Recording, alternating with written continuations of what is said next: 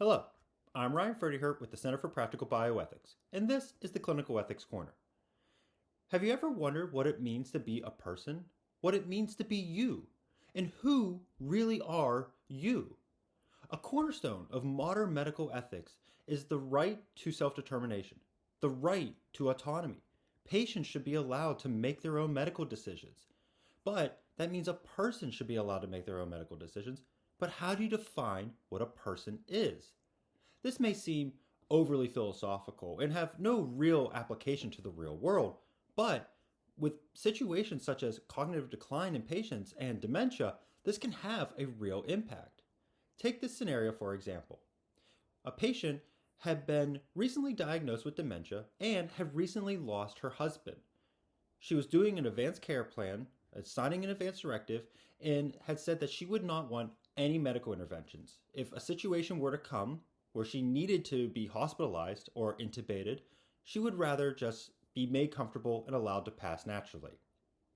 She would not want any aggressive measures. This was documented, but during the conversation, she had made statements such as, I don't really understand why we're doing this, I don't really want to live, and I don't see the purpose of all of this. She was down from the loss of her husband, which had happened very recently. Now, several years later, this patient had been living in a nursing facility with assisted care and has completely lost all capacity.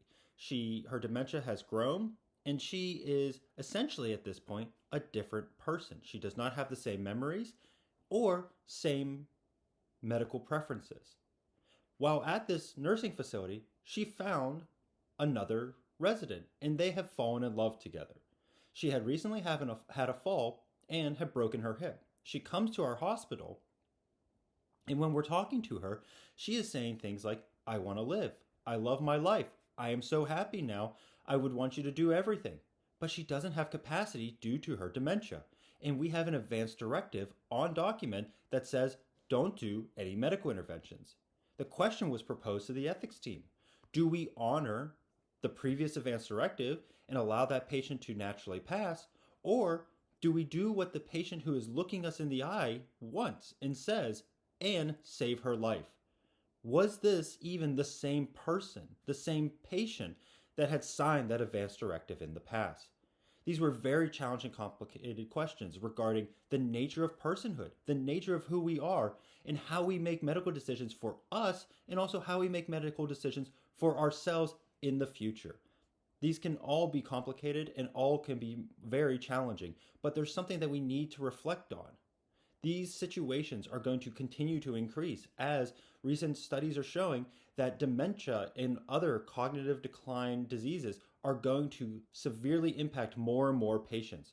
Are we as a healthcare system prepared to address these situations as we have more patients who may not even have the opportunity to have their wishes expressed or understood due to their dementia, and dementia cannot be perfectly managed with advance directives?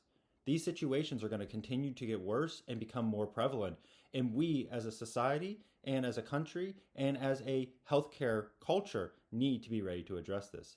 We need to come together to discuss and solve situations like this. Maybe we won't be able to define what a person is, but we can at least come with a plan to show these patients dignity and respect through all ways. Thank you. I'm Ryan Ferdyhurt with the Center for Practical Bioethics, and this has been the Clinical Ethics Corner.